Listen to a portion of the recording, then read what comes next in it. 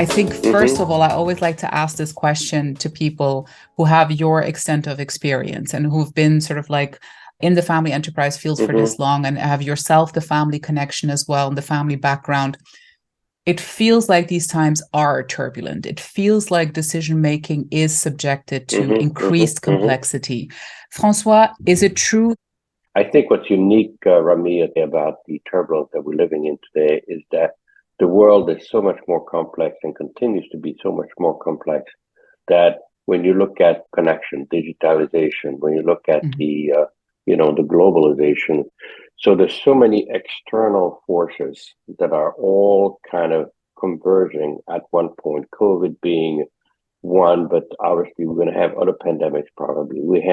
So there is a whole political environment and economic environment that is making the challenges today that families are living every day even more complex. Families are, as I said before, families are really used to challenges and because they come from both the family side and the business side. So the time that we're living in today, I think, are more than ever challenging for families. So, what is of value, and how does that contribute to the definition of what is wealth today? So, the way I define the total wealth and the way I'm encouraging our families to look at their total wealth is not just looking at a business they're in, not just looking at their family asset, not just looking at real estate they may have, not just looking at value, but take a global view, a total view of their wealth as a package. And the families have to take that total package and look at this and say, okay, what kind of wealth do I want to pass on to the next generation? How do I see that on a very long-term basis? And that's why they have to start making decisions about the form wealth they want to pass on, how they're going to pass on the values, how they're going to pass on the things. So, tell me more, François, about what it is that you're putting forward with the notion of stability, even though it seems almost unattainable for some of us at this particular moment in time. What I call the SGA concept, which for me is fundamental for families taking a total wealth view as a wealth manager and looking at this wealth and see. And when I try to explain to our families, I take the comparison of when you go to the gym and you go work out. What do you work out? You work on your core, that's your stability. You go on your muscle strength, that's your growth. And you also work on your flexibility, that's your agility. So, stability for me is the core, and that goes into what do we mean by stability? We mean, financial stability, obviously, in terms of the balance sheet. Most families are not overly leveraged, so the stability is something. But the stability also means owner stability. What do we have in terms of what our ownership group looks like? How stable are we? Are we providing liquidity to those who want to get out? So we have a core stability of owners that can go behind it, and then decision-making stability, which I would describe as a governance that is transparent, that is stable, if you want, and there's no confusion. That's the stability part of the equation. The growth is really how you grow your assets, what opportunities that could be obviously your legacy business that's growing and growing on a sustainable basis. It could also be, how you spread your risk and making sure that, the asset base, the other asset base, if you want, that I think also has that.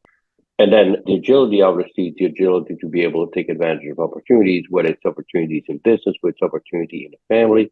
And I mean, we can talk a lot more about that agility part, but that's really for me the new part of the equation, if you want. And all those three have to go together to be able, as a family, to survive.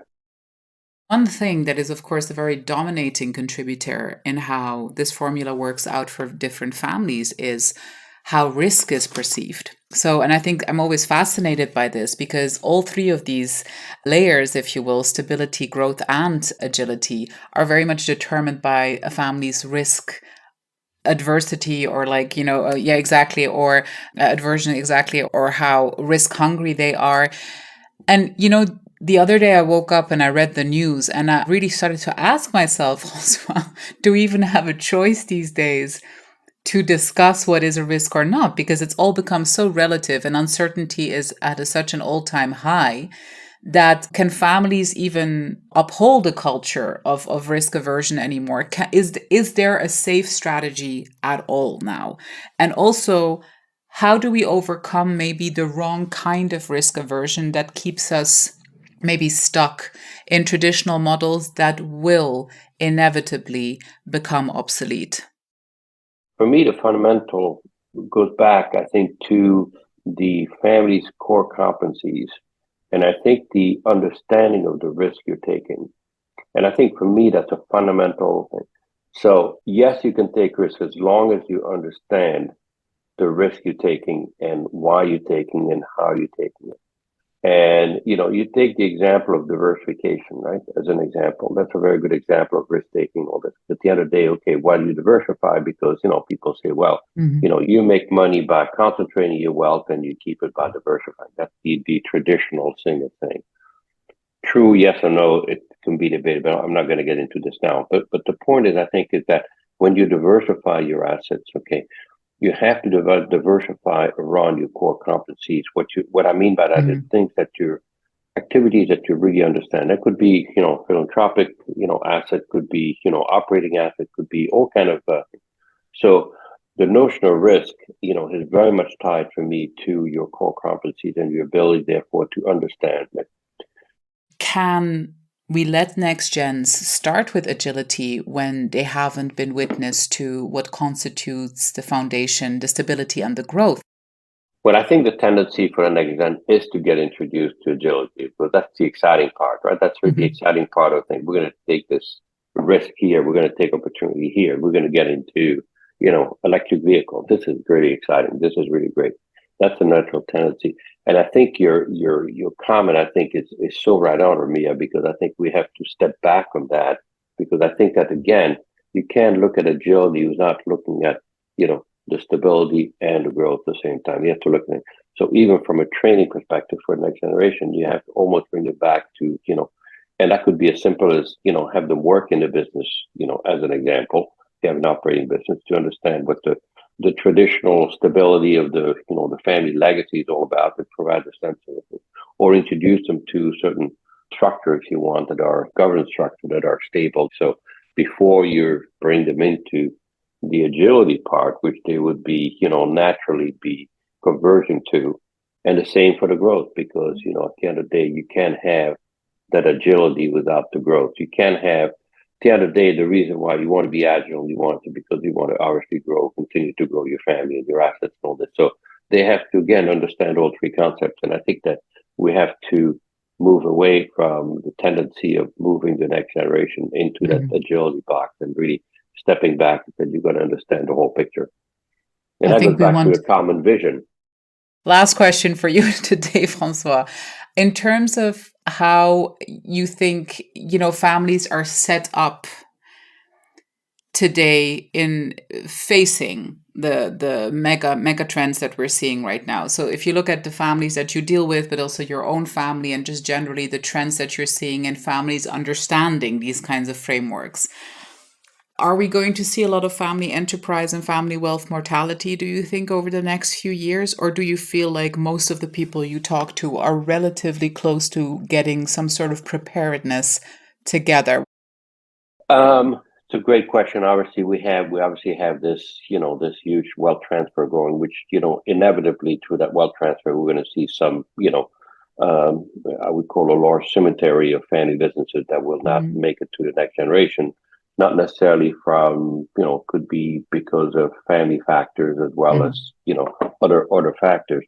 But I would say that the majority of the families, and those are, fairly large families that we deal with, I think, particularly given the turmoil in the market today, particularly given things, I think, and not just now, but even after the 2008, 2009 crisis, I think they're, they're more, convinced, and they're more determined to perpetuate the family wealth through generation. It may not be the family business as it is now, but it's a form of wealth that they want to pass on to the next generation. And that's why, again, when you take the portfolio approach, you have to look at that, not just owning a single legacy business, but really looking at the total portfolio.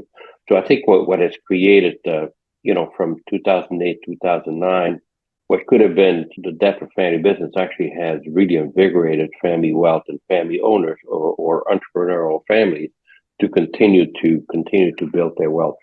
And look at the trend, for instance, in direct investments, right? I mean, looking at how families why are families doing more direct investment? Because they want to accrete their wealth through generation. It's not just a return issue, because at the end of the day, you want to attach it, and that's a whole different discussion, obviously, that we get into here. But it's a good example how families want to do more direct investment because they want to basically being able to keep that family unity and that total wealth together to continue to grow a generation.